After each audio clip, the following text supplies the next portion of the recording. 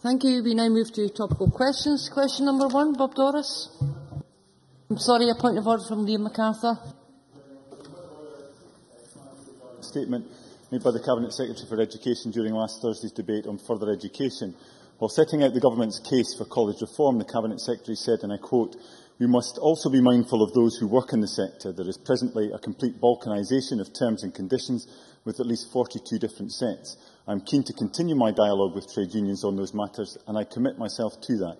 I think that the reforms will ultimately benefit staff. I know that many of them, while disagreeing with some or all aspects of change, concur with that view. For a start, staff will have the right to representation on boards, and there should be a national set of terms and conditions, two things that are long overdue." From this statement, the Cabinet Secretary seems to be asserting that college staff are not currently represented on college boards, something that will be remedied by the Government's ongoing programme of college sector reform in a move that is, quote, long overdue. However, Schedule 2 of the Further and Higher Education Scotland Act 1992 sets out the constitution and proceedings of boards of management. It states that the board shall include a person appointed by being elected by the teaching staff of the college from among their number, a person appointed by being elected by the non-teaching staff of the college from among their number. Far from being long overdue, college staff are already represented on boards of management and have been since the 1992 Act came into force. Presiding Officer, this appears to be another misleading statement from the Education Secretary. Either Mr Russell is mistaken about this aspect of reform, or in this case continuation, or he has deliberately misled this Parliament. Under any circumstances, this would be a concern. In light of the background to last week's debate requested by myself on the back of misleading statements by the First Minister and Education Secretary over college funding cuts, this situation is all the more serious. Presiding Officer, can you advise whether an early opportunity can be provided to allow the Cabinet Secretary to come to the Chamber and clarify his comments on this matter? I thank the member for the advance notice of his point of order. I am sure that members will never tire of me saying this, but I will repeat it once again. All of the presiding and deputy presiding officers since 1999 have said we are not responsible for the content and veracity of a member's speech. The member is also well aware that it is not within the presiding officer's power to order any minister to make a statement. However, I am sure the Minister will reflect on what Mr MacArthur has said. A point of order, Kenny Gibson. I've heard you make that statement many times, and it seems to me that you're likely to make it many times more in the future. Would it not be better if people could quote the section of standing orders which they believe has been breached? Or if not, presiding officers could actually stop people as soon as they know they're not actually making a point of order. I thank Mr Gibson for his point of order in which he didn't quote the standing order. However, Mr Gibson does make a point, and I will reflect on it, and I thank him for doing so.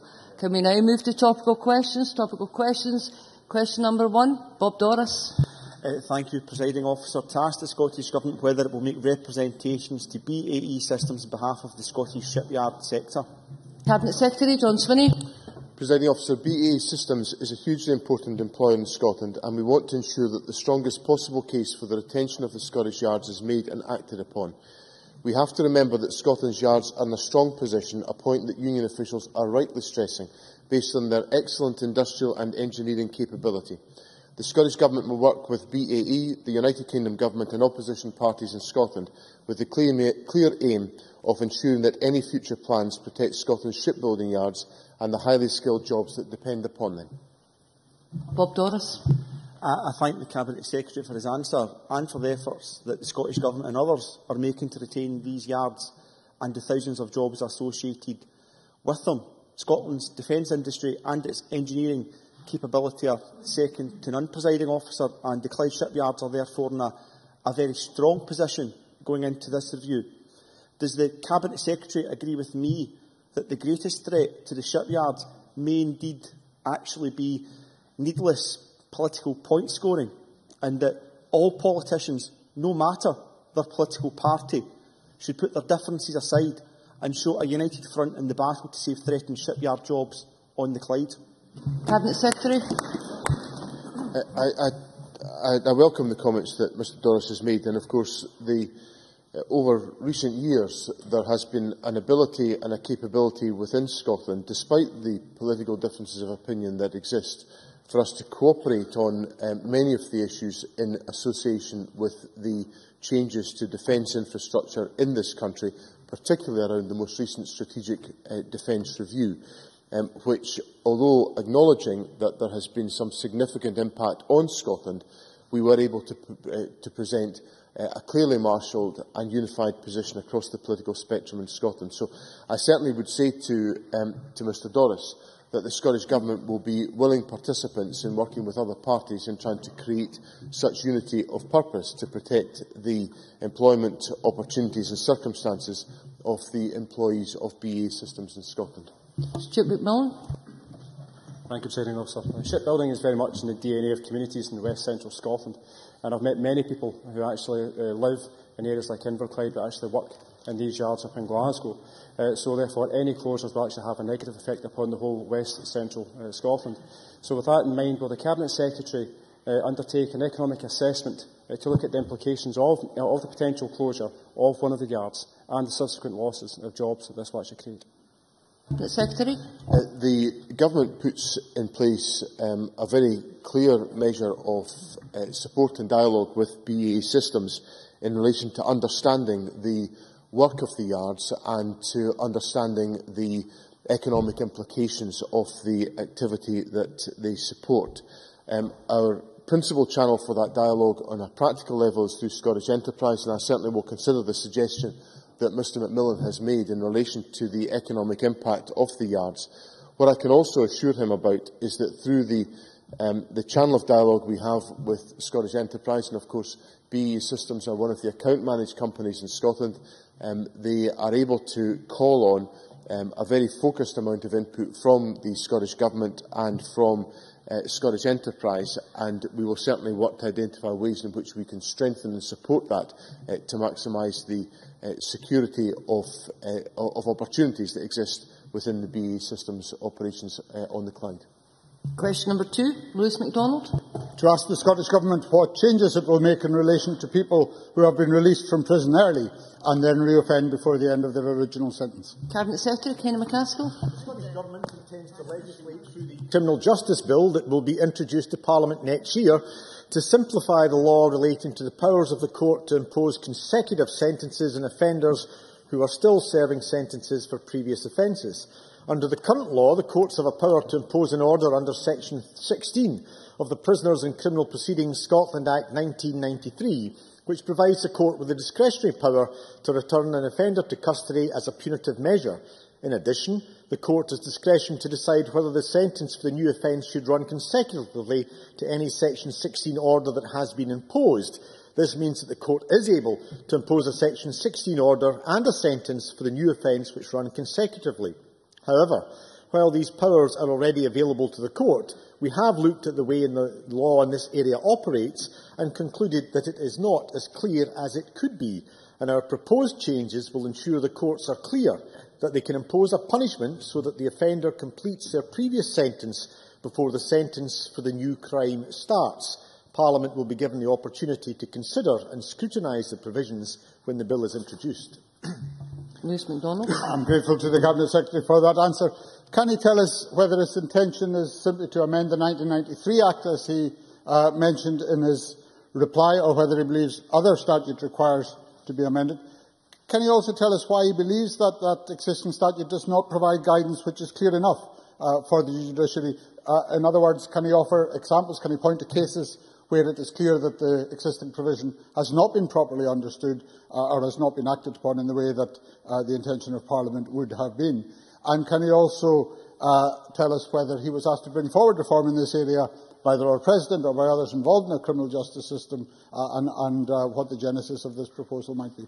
Cabinet Secretary. Well, I think the law is clear, and we've stated what the 1993 Act prescribes. It is, though, a rather complex area of law. It has caused difficulties for some on the bench, and we believe that the law would be enhanced by being simpler, more understandable, not simply for those with legal qualifications, but indeed for lay people who have commented on this. So we do believe that the law is currently adequate, but it is unclear. It would benefit from being clear. clearer. These are matters that we have discussed with others within the legal family, if we can put it that way. It has also been driven by people who have been the victims of crime who have discussed this, and we do believe that while some aspects of law are clearly by their very nature very complex and do require those with specialism to be able to understand them, we do think that wherever possible it is in the best interests of our society that the law should be as clear as possible and preferably understandable to all. So it will be a clarification of the law in manners I think will be more understandable and clearer, not simply for the judiciary who require to implement it and act upon it, but for hopefully the man and woman in the street who sometimes has to look to the law for comfort and solace. Final question from Lewis MacDonald, then I'm going to call David McCletchie.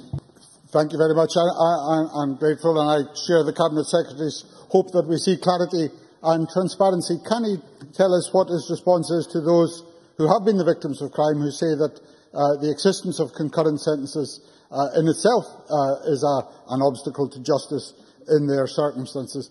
And can he also tell us, given the nature of the matter in front of us today, is this not exactly the sort of thing that the Scottish Sentencing Council might be able to address and take forward? And if he does agree with that, when does he intend to bring forward the implementation of the 2010 Act that allows for such a council to be established? Cabinet Secretary. Well, I think there's two matters there. First, in terms of concurrent sentences, I think that's a matter that has been within the law of Scotland for many a year, presumably centuries.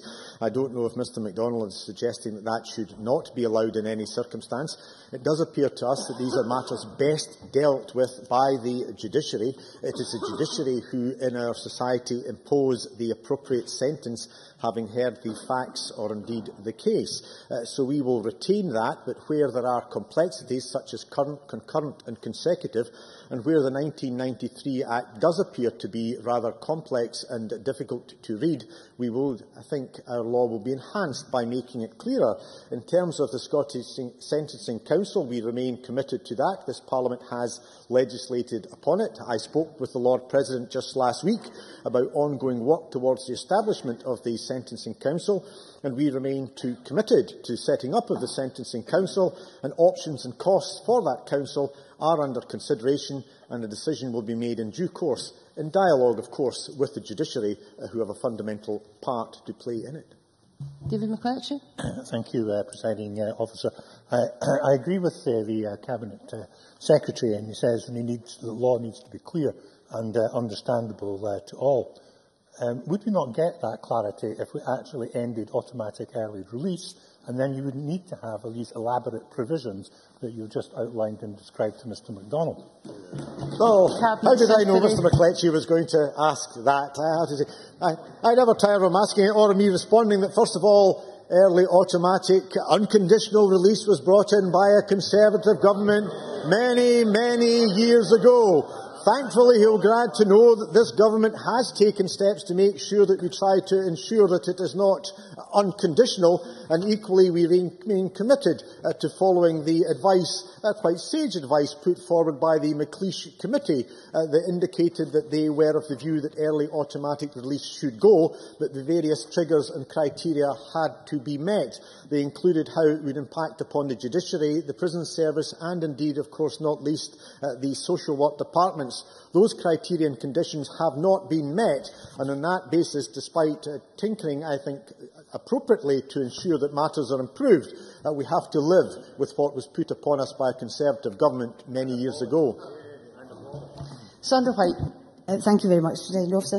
As one of the laypersons that the Cabinet Secretary mentioned, I was very interested in the answers. However, can I ask the Cabinet Secretary about the average length of custodial sentences, particularly in relation to serious crimes, such as those convicted of handling offensive weapons? Cabinet Secretary. I think what we should also put on record is that progress is being made. As statistics have shown, violent crime is at a 30-year low. Indeed, yesterday, when I was announcing the increase in the maximum sentence for possession of an offensive weapon from 4 years to 5 years, I did indicate that the average sentence for knife crime and handling of weapons was 9 months.